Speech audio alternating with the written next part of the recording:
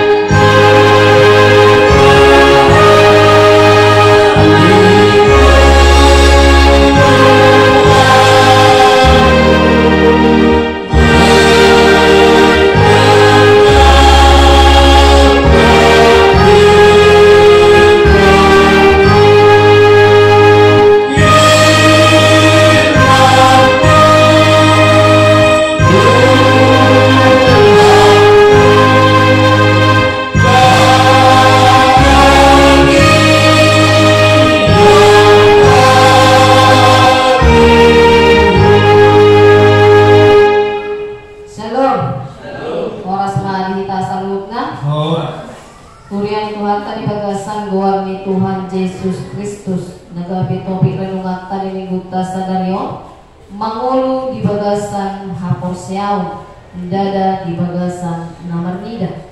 Hidup karena percaya, bukan karena melihat. Bapak Ibu yang dikasihi Tuhan di dalam nama Yesus Kristus, hari ini kita mau diingatkan kembali kepada iman percaya kita. Sama seperti pengganti dasar kita yang tertulis dalam Ibrani 11 ayat 1.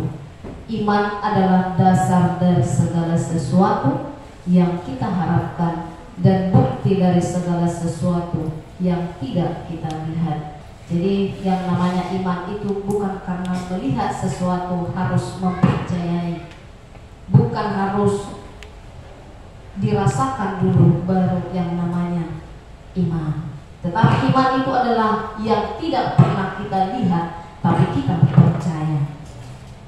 Sama halnya seperti nats kita hari ini berbicara tentang pengalaman seorang Rasul Paulus yang mengatakan bahwa hati kami senantiasa tabah hidup di tempat ini.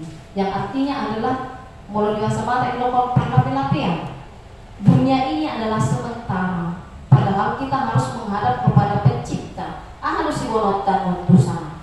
Jadi berbicara tentang sebuah kematian yang artinya bahwa kita akan meninggalkan tempat sementara. Kematian ini juga menunjukkan sebuah keterbatasan manusia, bahwa manusia itu memiliki sisi yang sangat terbatas dan tidak bisa mengatur hidupnya sampai kapan. Dan memang untuk di bumi ini tidak ada ketetapan yang kekal untuk selama-lamanya. Mulai mengulu di bertiol di nama on pasatu kinadui itu hanya sementara. Dan itu yang dikatakan oleh Rasul Paulus. Selalu tabah tabah dan tabah.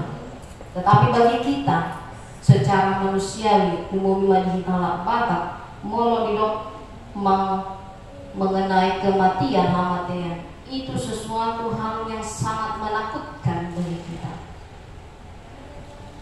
Selalu kita molo dihitalak batak molo mandok akan amoting bisa ingat masa dari jolo. Artinya bahwa kematian itu jauhlah dari kita, jauhlah dari tempat kita berada. Ale dia madu molo lunga saka beli bata pada Tuhan neko mati kita sadari kita tidak bisa katakan satta di maju tidak.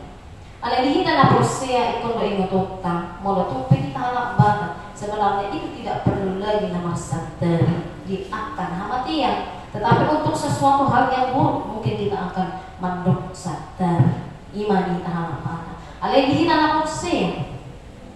Kematian itu bukan lagi menjadi momok yang menakutkan. Itu yang Paulus katakan. Terlebih suka kami beralih dari tubuh ini untuk menetap pada Tuhan. Dan Paulus bilang kematian itu menyenangkan baginya. Dan lebih suka dia segera dipanggil Tuhan daripada dia harus berdiam di dalam tubuh ini, daripada dia harus tinggal di bumi ini berlama-lama. Tumangon dong dicuri batang, tiba kon au ikon manau na prosuk di tanah. Dan itu yang mau kita pelajari dari seorang Rasul Paulus. Iman yang dia pakai. Jadi kita pengen na prosea manang kita didok orang Kristen. Kalau yang beriman ini layaknya seperti orang gila. Mengapa demikian? Kalau dosipana coba memperkiri kita, bisa kita lihat sebagai contoh dari seorang nabi, seorang Nuh. Apa yang Allah katakan dan sampaikan kepadanya? Disuruh dibatan di mana? Patu paus sada parau, bahema sada parau ga balga. Itu Allah berbicara kepada Nuh. Buatlah sebuah batra yang sangat besar. Molo ida kadongan alung dihutai di patupai mana sada parau na belga la belgahia. Mendo na riti doho noak. Ay itu do patupau parang na belga. Sonano udan, sonano bacir, sonano manang Tetapi apa yang dia kerjakan itulah iman yang disampaikan Allah kepadanya. Orang-orang yang melihat dia mengejek, menghina, bahkan segala hal ditujukan kepada Nuh. Tetapi Nuh tetap kerjakan sampai perahu itu selesai dan tiba saatnya air bah turun. Dan apa yang dilakukan Nuh itu adalah iman kepada Allah. Sesuatu yang tidak masuk akal di hari siang bolong membuat sebuah batra yang besar. Yang kedua adalah Abraham, seseorang yang meminta seorang karunia anak, lalu Allah berikan. Nungga di batang dipanggil Abraham, dulu di batang, pilih anak komi tua, lau maho dulu moria, boang maigana lebih pilih yang mutua, berikan dan persembahkanlah dia kepada aku sebagai korban bakar. Nah, secara manusiawi kita sudah meminta berpuluh tahun, bahkan sampai umur 100 tahun dia baru menerima karunia anak. Tetapi Allah katakan persembahkan anakmu. Tetapi karena iman tadi, dia pergi membawa anaknya Isa ke Gunung Moria. Dia siapkan tali, dia siapkan pisau, dia siapkan kayu bakar, dia siapkan api. Ketika hendak membakar dan mempersembahkannya kepada Allah, Allah melihat imannya. Unang, undot, di tertabak di si imah pilih tua. Itulah persembahkan kepadamu. Karena Tuhan melihat bagaimana imannya. Bukan karena dia melihat Allah itu ada, tapi dia bisa mengimani bahwa apa yang dikatakan Allah adalah yang terbaik untuknya. Yang ketiga, bagaimana seorang Musa ketika hendak ada pembunuhan anak di antara orang Mesir dan bagi orang Israel.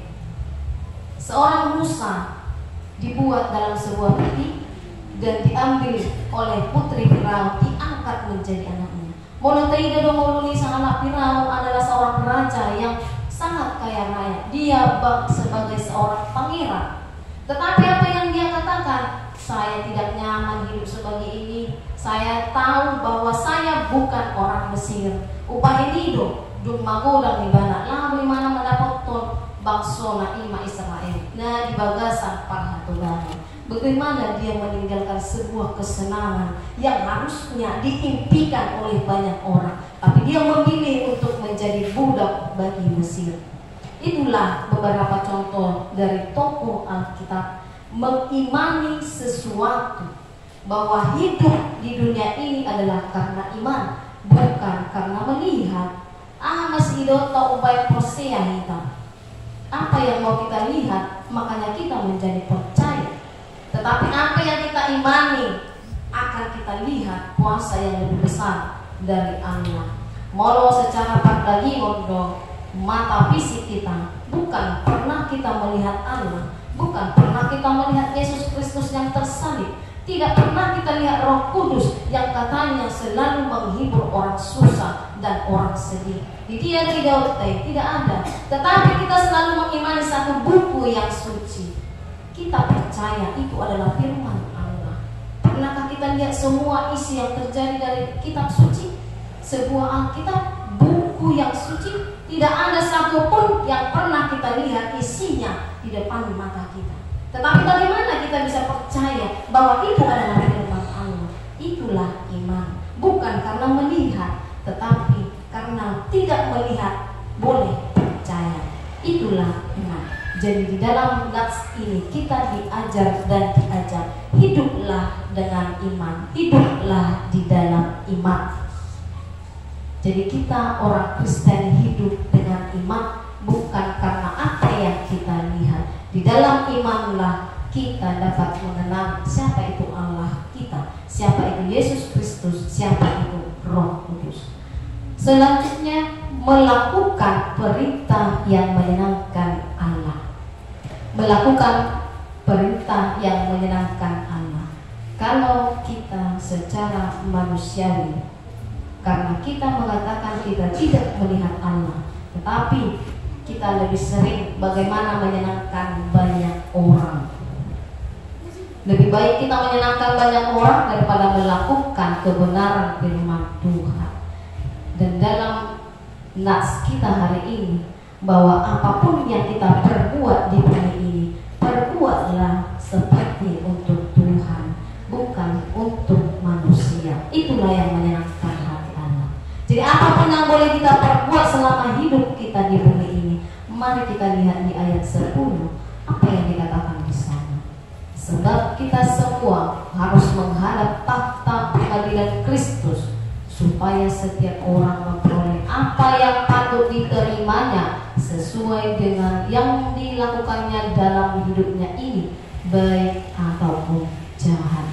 Jadi mau sasitong di hita jolma mau disebut dia dapat kirimu tu dia do ujung di ngolong di pandoho. Semua ingin hidup yang lebih baik, dan di ujung di ngolong tak selalu do pangido asa boy hita mundur di siapa di debat Jehovah. Semua orang selalu menginginkan di surga hasonangan.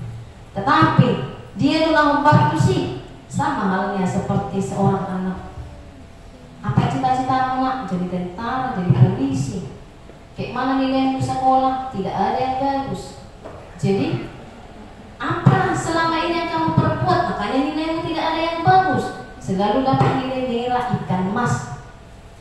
Nah, untuk seorang anak supaya bisa mencapai cita-citanya, apa yang perlu diperbuat? Berarti kita harus mendorongnya belajar yang rajin, hormat kepada guru, hormat kepada orang tua, beretitudlah yang baik. Jadi kalau dia tidak belajar, ingin mendapatkan prestasi yang baik, juara saya nilai 100, tak kira belajar. Jadi dia mana kok naik? Tidak ada yang kebetulan, tidak ada keberuntungan. Semua terencana dengan baik oleh Allah. Sama halnya kehidupan kita saat ini juga. Naik do kita tu surga hasonangan, tetapi perbuatan kita masih duniawi. Dihapur tibiorok dope nanai ulah orang. Tetapi kita harus satu ingat, ikon do bertanggung jawab tai subuh kedua akka pambahinata di ari para rumahnya. Kita harus mempertanggungjawabkan apa yang selama ini kita kerjakan. Kita hintanokdo, kita makaporsial, kita bilang kita orang beriman, tetapi kita tidak pernah menyenangkan hati Allah. Menyenangkan hati manusia tidak sama dengan menyenangkan hati Allah. Menyenangkan hati Allah tidak sama dengan menyenangkan hati manusia.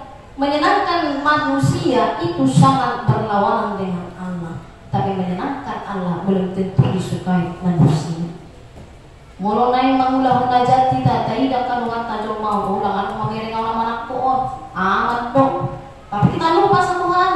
Tuhan itu maha tahu dan melihat dan murung di kata dan nasomani dan tapi dia 24 jam memantau setiap manusia. Jadi bukan itu dia dituhankan di bagasan Tuhan Yesus. Mulut tak sadari bahwa apa yang kita perbuat akan menjadi bekal bagi kita ke depan dan bahkan di hari penghakiman Tuhan Yesus datang kembali. Mari semangatlah, langgurkur langgurak marohata mangulahon akan alingkan tapi siling makan ruang. Mari sisihkanlah segala yang jahat yang tidak menyenangkan hati Tuhan. Bagaimana cara menyenangkan hati Tuhan? Memang nama raloi tuportibio. Tetapi apapun yang terjadi, ingatlah bahwa Tuhan akan meminta pertanggungjawaban kepada setiap manusia. Dia do diulaho ima anon di papatak di batak di joluta taida manon akap pambahinata nasa liling nama gulbon. Lalu kita akan merasakan rasa malu yang tidak terelakkan. Alena ada kepanus solium di sini. Pertobatan itu selama manusia hidup. Molonunga marujung golu hita dan adong departikian lo manangnya kita asasa aku di batang. Tidak ada pertobatan sesudah selesai dari bumi ini. Molonunga hamatian roh tidak ada lagi di dalam kematian pertobatan dan rohi. Selama masih hidup diberi kesempatan ulahum madalingani ingot madi kata ulahum madi nalagi lomoni rohani di mata, bukan menyenangkan hati manusia, bukan menyenangkan hati sahabat dan personakon ali-ali, tetapi ingatlah ada letak nawaktong ima Tuhan Yesus Kristus personang marohani di mata ulahum ma ay namaranu fortibion ido di hamamohon di mata. Jemaat yang dikasihi Tuhan di dalam nama Yesus Kristus, Tuhan juga menyediakan satu tempat yang menjadi pengharapan orang percaya. Tempat itu adalah surga di mana hidup yang tidak akan pernah berakhir, penuh sukacita dan tidak ada air mata. Untuk itu jemaat yang dikasihi Tuhan, seperti yang dikatakan Rasul Paulus, milikilah hati yang tabah, tabahlah senantiasa dalam menjalani hari-hari ini dan tetaplah hidup di dalam takut akan Tuhan. Amin. Kita bernyanyi.